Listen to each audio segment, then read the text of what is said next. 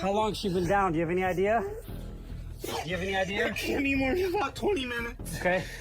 In the heart of a quiet Michigan neighborhood, a frantic 911 call shattered the calm one cold evening. A distraught husband, 37-year-old Jimmy Allen, claimed to have found his wife unresponsive in their basement. Within minutes, patrol cars and emergency units flooded the street, responding to what sounded like a tragic domestic emergency. But as investigators stepped inside the Allen residence, small details began to unravel the story Jimmy was so desperate to tell. How long's she been down? Do you have any idea? Any more than about 20 minutes. Okay.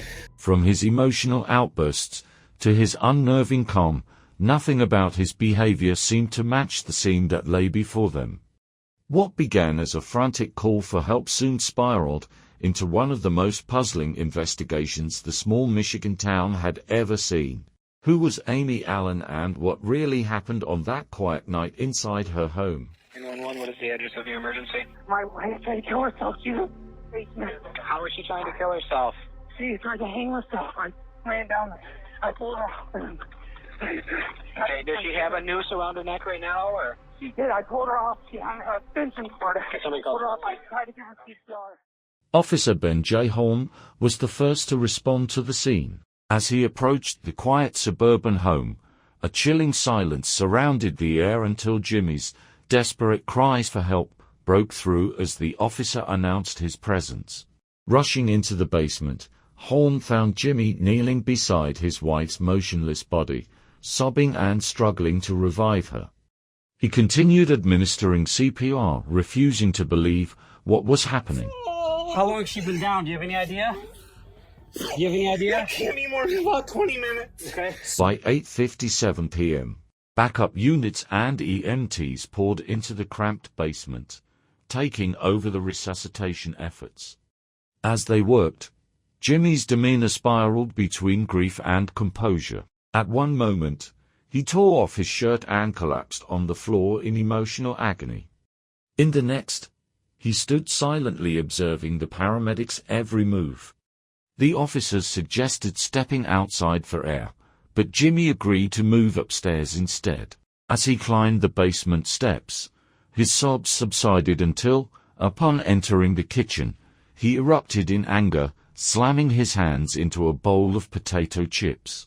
His unpredictable behavior left officers uneasy, especially given how little they knew about what had led to Amy's sudden collapse.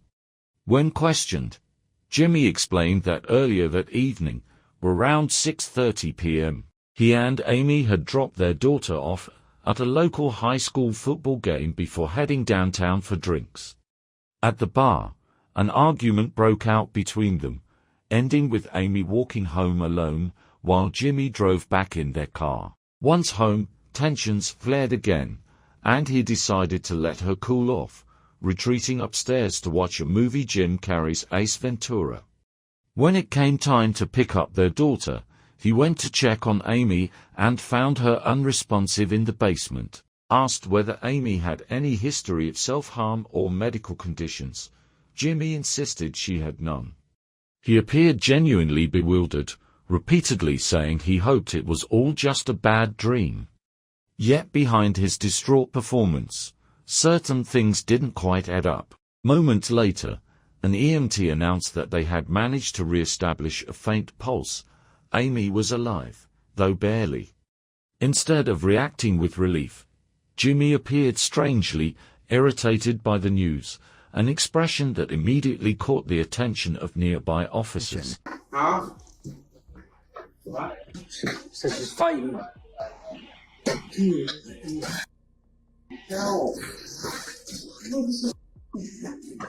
His lack of joy only deepened their unease. After briefly leaving the room to put on a fresh shirt, Jimmy phoned his daughter to tell her there had been an emergency, reassuring her that everything would be fine and not to worry. However, when he called his parents moments later, his voice cracked with forced emotion as he claimed he didn't know what to do. Officers, standing nearby, couldn't help but notice there were no visible tears on his face. An emergency. Don't go anywhere. Oh, I don't know what to do, Mom.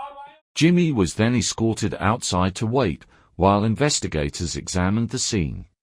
Amy was carried out on a stretcher and rushed to paramedics Herrick Hospital, just minutes away. Once the chaos subsided, the officers began their first assessment of the basement, a low-ceilinged, claustrophobic space that raised new questions. Amy stood about 5.5 feet tall, and the ceiling cleared barely 7 feet. The scene seemed inconsistent with portions of Jimmy's account, prompting investigators to make careful observations without making early assumptions. For now, they decided to call it a night, but none of them could shake the uneasy feeling that something about this tragedy wasn't what it seemed. The following morning, Officer Ben Horn and his partner returned to the Allen residence. They weren't just there for routine follow-up questions. They wanted to understand what really happened inside the house before Amy's shocking death. Jimmy welcomed them in, looking exhausted but oddly composed. He began walking them through the events of the previous day in painstaking detail. According to him, the day had started off perfectly normal. The Allens made breakfast together, helping their daughter Ashley get ready for school. He recalled Amy smiling as she danced around the kitchen, music playing in the background, preparing lunches and eggs while everyone laughed. At 7:30 that morning, Jimmy said he left for work, Ashley headed off to school, and Amy stayed home. Nothing seemed out of the ordinary. But as noon approached, Jimmy decided to cut his workday short and returned home around 12:30 to take a nap.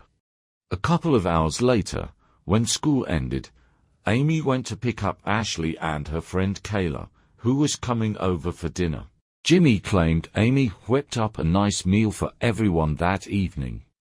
Around 6:30 p.m., the family piled into their car to drop the girls off at a nearby Tecumseh High School football game. From there, Jimmy and Amy planned to unwind with a few drinks downtown.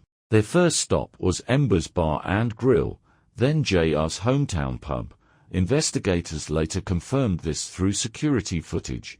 Watching the couple share drinks at the bar, nothing evidently alarming on the surface. But when Jimmy brought up an unexpected subject, everything changed.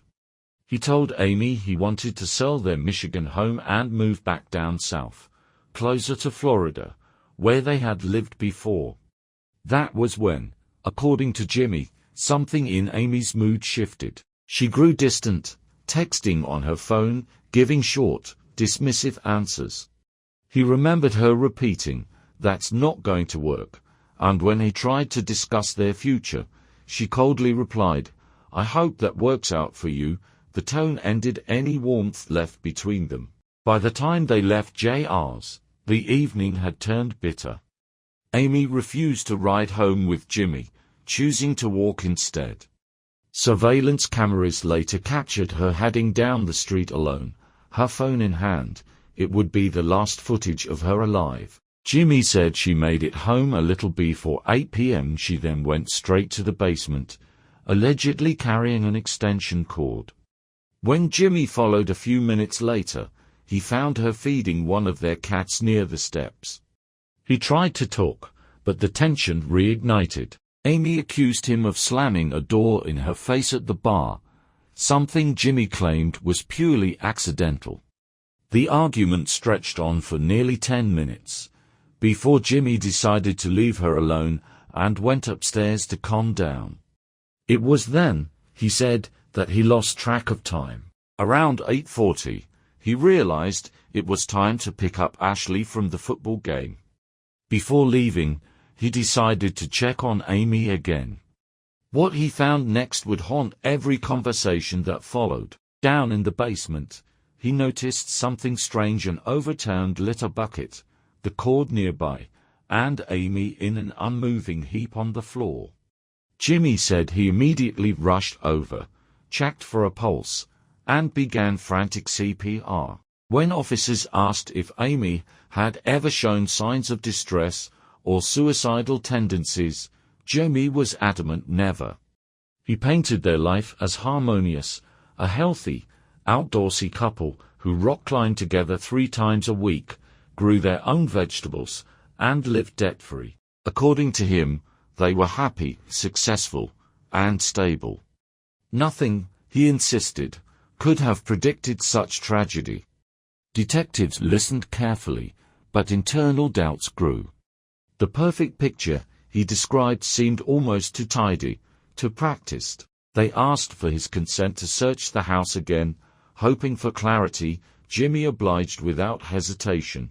With one of his cats trailing behind them, officers combed through the home, meticulously checking for anything that might explain what had truly taken place. They didn't find any obvious evidence of foul play, but carefully collected Amy's laptop, cell phone, and a few personal items for analysis.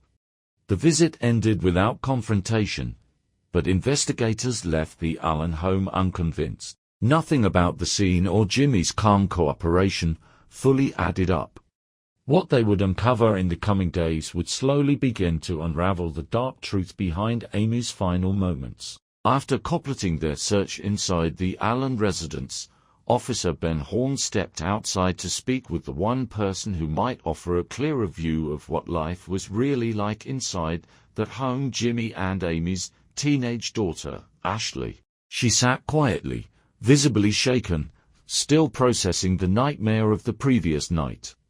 Officer Horn approached with care, asking if her parents had been fighting that day.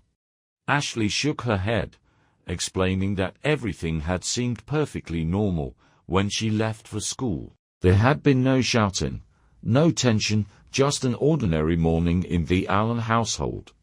When asked whether her parents ever argued, or if her mother had shown any signs of distress, Ashley firmly denied it all. Amy, she said, was a reserved woman but emotionally steady, someone who rarely let stress show on her face. The brief interview offered little insight, but soon, a group of Amy's family members arrived, bringing with them revelations that would dramatically alter the direction of the case. They told detectives that Jimmy had waited nearly 14 hours before contacting them about Amy's condition. The family's urgency to speak came not just from grief, but from what they already knew about the troubled marriage.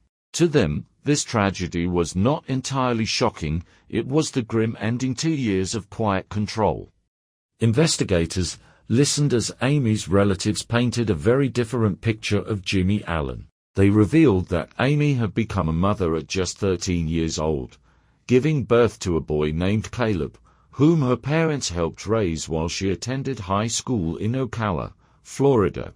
When Amy was 19, she met Jimmy. He quickly stepped into a fatherly role for young Caleb, and soon after, he and Amy welcomed their daughter, Ashley.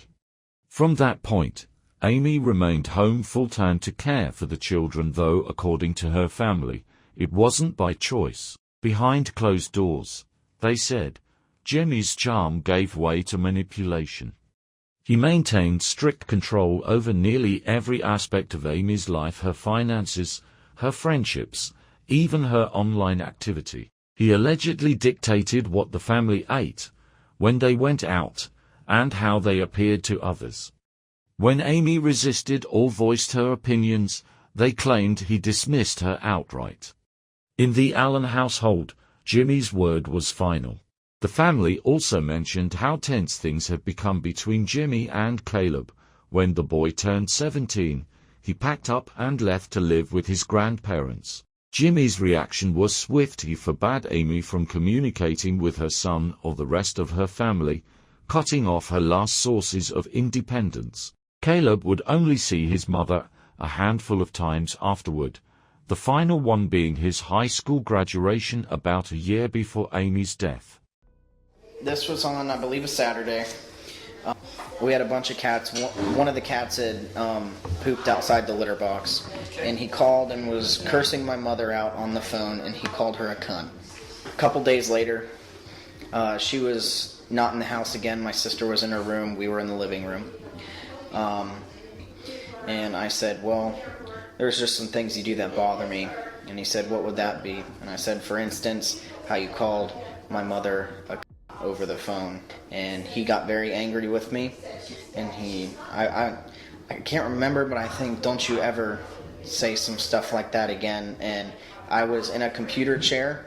I turned away from him, and I curled up into a ball in the chair with my hands behind my head, and he struck me twice in the back of the head. The more detectives heard, the clearer a pattern of control and isolation became. To them, it wasn't hard to imagine how an abusive husband might be capable of taking things too far. But they still needed something more emotive. Before they could uncover it, tragedy struck once again. On September 17, 2018, after 3 days on life support, Amy Allen succumbed to her injuries. Her death was officially declared, and what had begun as a suspicious incident now turned into a possible homicide. With Amy gone, investigators turned to the one thing that could still speak: her phone. What they found inside was just as alarming as her family's claims. Her text history revealed a man who monitored her every move. Jimmy frequently messaged Amy demanding explanations for her whereabouts, clearly showing he had been tracking her location. He would confront her for being at places she hadn't mentioned, controlling even her most ordinary routines. Yet in other conversations with friends and relatives, Amy came across as completely normal, cheerful even. This contrast highlighted the fear and tension that defined her marriage behind closed doors. But the biggest discovery came when detectives opened a long thread of messages with a man named George. He lived on the East Coast and was married himself. For the past 3 years, Amy had been communicating privately with him, and the tone of their exchanges was unmistakably intimate. It was clear that the two were involved in an affair the timeline fit too perfectly to ignore. On the same night as Amy's death, the pair had been texting each other while Amy was having dinner with her family. At 5:07 p.m., George wrote that he wished they could be together. A short while later, Amy responded that she couldn't wait to see him again. Those were the same moments she and Jimmy argued at J.R.'s pub, and the same time she began texting someone under the table. Jimmy had likely seen her phone and realized what was going on. With that revelation, investigators formed a new theory. Jimmy, enraged by the discovery of his wife's affair, may have confronted her in the basement later that night. Just as detectives prepared to question him again, they discovered Jimmy had quietly vanished. Within days of the incident, he and his daughter Ashley had packed up their belongings, along with all 5 of their cats, and moved back to Ocala, Florida, under the guise of staying with family. Fortunately for the investigation, Jimmy remained in contact with authorities. When reached by phone, he promised to return to Michigan in the coming weeks to collect his remaining possessions. For investigators, that future meeting couldn't come soon enough. By then, they were certain this tragic story was far from over. After Amy's death, the Tecumseh Police Department found itself overwhelmed. With limited manpower and growing public scrutiny, they turned the case over to the Michigan State Police. That's when Detective Larry Rothman stepped in, a man known for his methodical approach and patience with even the most difficult cases. A month after Amy's passing, Detective Rothman finally sat down with Jimmy Allen for a formal interview. By now, Jimmy had spent several weeks in Florida, away from Michigan, and he claimed the time had given him clarity. Sitting across from the seasoned detective, he spoke with a mix of confidence and feigned self-awareness. He told Rothman that he often looked back on his marriage with regret, admitting that maybe he'd been too self-absorbed to see what was really going on. "If I hadn't been so focused on myself," he said, "maybe I would have noticed Amy's struggles. I didn't even recognize who I'd become." It sounded heartfelt on the surface, but within minutes, that humility gave way to something else entirely. When the detective asked how he would describe himself, Jimmy didn't hesitate. He proudly listed his traits: ambitious, driven, organized, a natural leader. He explained that he held his family to high standards, that he believed in mental health and self-improvement. But his words painted a far different image than the caring husband he claimed to be. What Jimmy described as strength, detectives recognized as control. His obsessive need for structure and perfection mirrored the same toxic behavior that Amy's family said had suffocated her. When pressed further about Amy's emotional state, Jimmy pivoted, suggesting that she was the one who struggled with mental health. He described her as socially anxious and withdrawn, someone who'd cut herself off from the world. According to him, her introversion had long been a problem, one he tried to fix after they moved to Michigan. She used to spend hours playing video games, he said. It was getting out of hand. That's why I made changes to help her get better. But Detective Rothman, armed with testimony from Amy's family, knew the truth was likely the opposite. Amy's isolation wasn't caused by depression, it was caused by Jimmy's control. The interview then took a sharp turn when the topic of infidelity came up. Jimmy admitted to being unfaithful once, claiming it was a meaningless mistake years earlier. However, when asked whether Amy might have ever cheated on him, he dismissed the idea entirely. No way, he said confidently, she didn't have the capacity for that. She barely talked to anyone. What was wrong with her there? I don't think she had an affair. So I have no idea. I wouldn't think it was possible. Rothman saw the opening he needed. Calmly, but firmly, he told Jimmy that Amy had in fact been having an affair with a man named George. The word stunned Jimmy. He immediately denied it, calling the accusation impossible. He shook his head, saying, "You're wrong. Amy wasn't that type of person. I don't believe it." But the detective came prepared. He slid printed copies of Amy's text exchanges across the table, messages between Amy and George filled with affection, intimate details, and unmistakable evidence of their relationship. Jimmy's face tightened as he read through the pages. Still, he refused to accept it. "I just can't believe this," he muttered. "It doesn't make sense. She couldn't do that. She wasn't capable of it." His disbelief seemed genuine, or perhaps it was the performance of a man who couldn't bear the blow to his pride.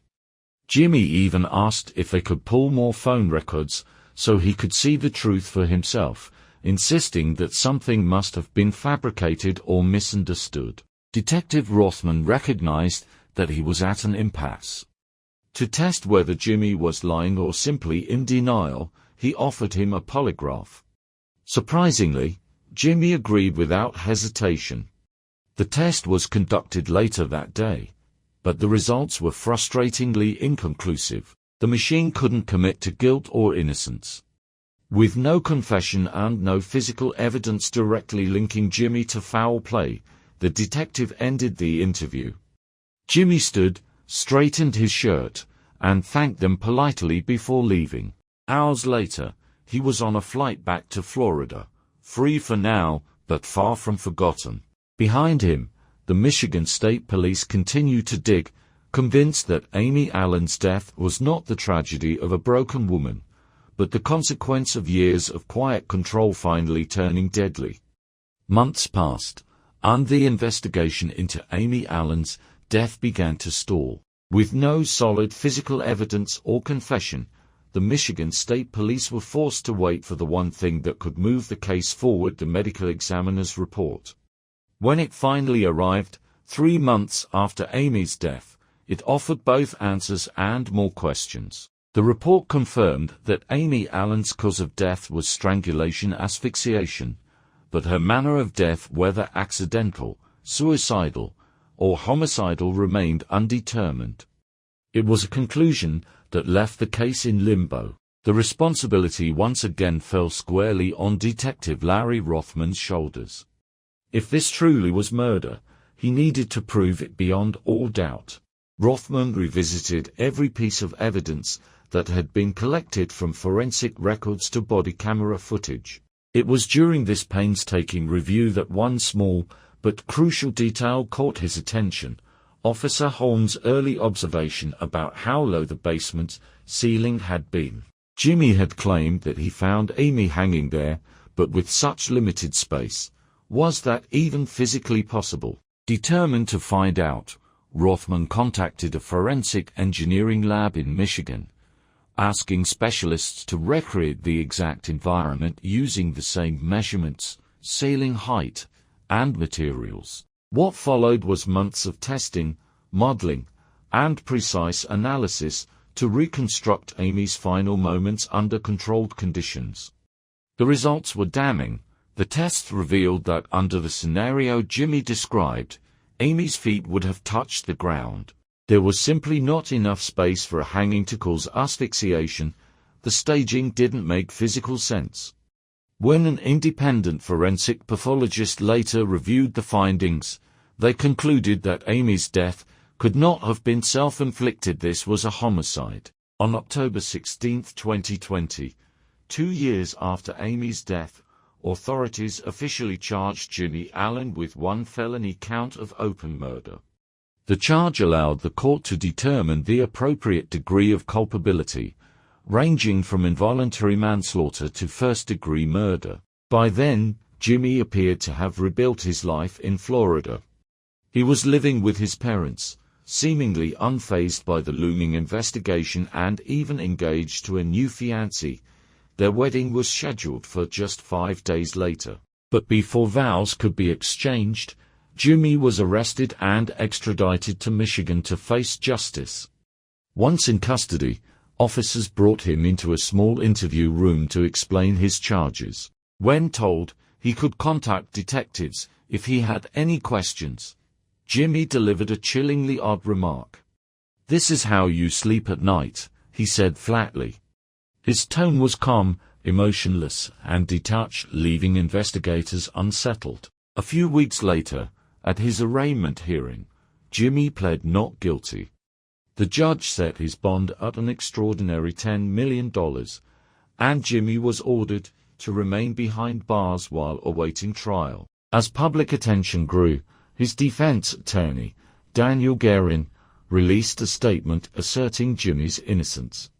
Mr. Allen vehemently denies having anything to do with Amy Allen's tragic death, Guerin wrote. He has cooperated fully with investigators from the start and provided extensive statements and evidence to prove his innocence.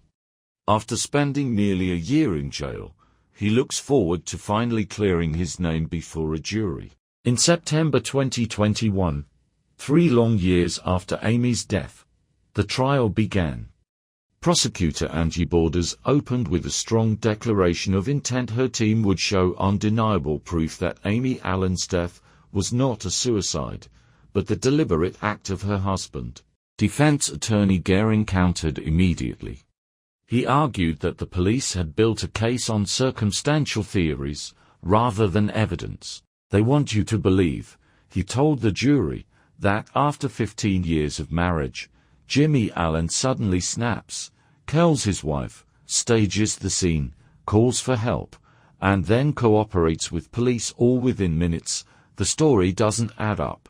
The defense pointed to Jimmy's search history from that night, claiming it reflected innocence rather than guilt. His phone logs showed searches for Jim Carrey movies and Showtime shows, exactly as he had told investigators. Hardly the behavior of a man plotting murder, they argued. Then came a pivotal moment for the prosecution. Amy's son, Caleb, took the stand. Composed but emotional, he recounted a disturbing encounter from his teenage years, one that hinted at a darker side to Jimmy's temper. He described a heated argument that turned physical. "I pushed him against the wall," Caleb said. "There was a second of fear, and then I felt him grab me from behind. He choked me, I couldn't breathe. I was gasping, grabbing at anything I could to get free." His testimony cast a chilling shadow over the courtroom. If Jimmy had been capable of choking Caleb in anger, prosecutors argued, it was entirely plausible that Amy's so-called suicide was in fact the result of the same violent impulse. Several first responders and neighbors were also called to testify, recounting what they witnessed the night of Amy's death, the confusion, Jimmy's inconsistent story, and his eerily detached behavior as paramedics worked to revive his wife. By this point, the evidence against Jimmy Allen had shifted from speculation to a pattern, one of control, aggression, and deception masked behind the image of a perfect family man.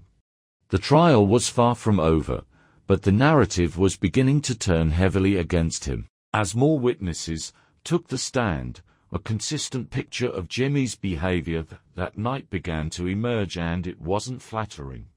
Several first responders testified that his emotions felt exaggerated, like he was performing grief rather than feeling it. Body camera footage supported their claims. Jimmy could be seen sobbing uncontrollably one moment, only to instantly compose himself when an officer asked a question. It felt rehearsed to controlled for a man in shock. Officer Ben Horn also testified that Amy's injuries didn't align with Jimmy's version of events. He recalled examining her body that night and noticing something strange. There were no signs typically found in hanging deaths, no ligature grooves, or significant trauma to the neck. His suspicions were later echoed by a hospital staff member who treated Amy, confirming that the lack of external injuries was an immediate red flag. Then came the witness no one expected, George, the man Amy had been secretly seeing. He described how their connection began online and gradually turned romantic. They met twice in person, once for coffee, and later in a hotel room. His testimony confirmed what detectives had already suspected. Amy had been planning to leave Michigan and start a new life with him. Her last messages were full of affection and anticipation, not despair. Yes, we spoke online often. We talked about life. We also, there was a little bit of sexual content. That's what we talked about. Now, had you ever met Amy in person? Yes, twice. I was here for work, and she had some free time, so she came to the hotel. The things that happen at a hotel happen at that hotel? Some things, yes. Okay, sexual in nature? Yes. I wrote, I love you. And I wrote, I want more of you. And she wrote, I love you too. I'm ready to spend time with you in person. And I wrote, good. Let's do it. And then she wrote, end of October. And I wrote, I'm in. Next, forensic pathologist Dr. Elizabeth Buck walked the jury through her testing of the extension cord used in the alleged hanging. When asked by Detective Rothman if such a cord could support a 140-pound person, she stated firmly that it could not. This, she said, made Jimmy's story physically impossible. When it was the defense's turn, they called Jimmy's father to the stand. He insisted his son hadn't fled to Florida out of guilt, but at the urging of family who wanted to keep him close. He described Jimmy as broken, detached, and emotionally hollow, nothing like the controlling figure portrayed by prosecutors. Jimmy's daughter Ashley also testified for the defense, but her statements shocked many. 3 years earlier, she had told officers her mother was perfectly stable. Now, her story had changed. Ashley claimed that Amy drank heavily and became mean and aggressive when intoxicated. The defense argued that Amy's blood alcohol level of 0.09% backed this claim, painting her as volatile and unpredictable. Did you notice anything from your vantage point that was a problem, that you behaviors or issues that you saw when your mom was drinking alcohol? Two things, yes. My mother overindulged in alcohol frequently, and she became intoxicated very easily and frequently as well, which would cause her to be not herself at all. She would be meaner and more violent. To further undermine the prosecution's case, the defense introduced their own expert, Dr. Francisco J. Dios. He testified that due to the lack of bleeding, petechia, or signs of struggle, there wasn't enough evidence to conclude that Amy's death was a homicide. In closing arguments, Jimmy's attorneys maintained that the state's case was based entirely on speculation. They emphasized that Jimmy bore no defensive injuries whatsoever, a detail they claimed proved he hadn't attacked Amy. As one lawyer put it, if someone's fighting for their life, you'd expect scratches, bruises, something, but there was nothing. The courtroom sat silent as both sides rested their arguments. For the jurors, the truth of what happened in that Michigan basement was now a matter of interpretation, and that decision would soon determine whether Jimmy Allen was a grieving husband or a cold-blooded killer. As closing arguments drew to a close, both sides presented their final versions of Amy Allen's story. Prosecutors argued that Amy had been trying to break free from a suffocating marriage. Her affair with George, they said, symbolized hope, a chance for independence, and happiness beyond Jimmy's control. The defense, however, had a very different interpretation. They claimed Amy's secret relationship wasn't a path toward freedom, but an illusion born of loneliness. To them, George represented a fantasy, an emotional escape for a woman who felt trapped, anxious, and deeply insecure. They emphasized that in 3 years of communication, Amy and George had met only twice, spending mere hours together. Her affair, they argued, lacked the substance to drive her into a full-blown double life. In their version, Amy was isolated, struggling with alcohol, guilt, and the weight of a secret she couldn't carry. And on the night of September 14, 2018, that emotional turmoil, combined with her instability, spiraled into tragedy. The defense insisted that her death was the result of her own despair, not her husband's hands. With every argument exhausted, both sides rested their case. The courtroom fell silent as the jury began deliberations. For 6 long hours, they sifted through evidence, testimony, and the haunting contradictions of that September night. Finally, they returned with their decision. Jimmy Allen was found guilty of second-degree murder, a verdict that sent a quiet ripple through the courtroom. As the conviction was read aloud, Jimmy appeared stunned. He didn't cry or protest. Instead, he drifted about the courtroom as if in a daze. When he escorted away, he turned and offered a faint, almost embarrassed wave to his family before being led into custody. On October 21, 2021, the judge sentenced Jimmy to 45 years in prison under the Michigan Department of Corrections. Today, he resides at the St. Louis Correctional Facility, where he will remain until at least 2040, the year he first becomes eligible for parole. For investigators, the verdict brought closure to a case that had lingered for over 3 years. But for Amy's family, it marked something far deeper, a fragile sense of justice for a woman whose voice had been silenced long before her death. Thank you for watching this story to the end. If you found the case compelling, don't forget to leave a like, subscribe, and turn on the notification bell so you never miss our next true crime documentary. Your support helps us bring more in-depth stories just like this one. Until next time, stay safe and remember, every detail tells a story.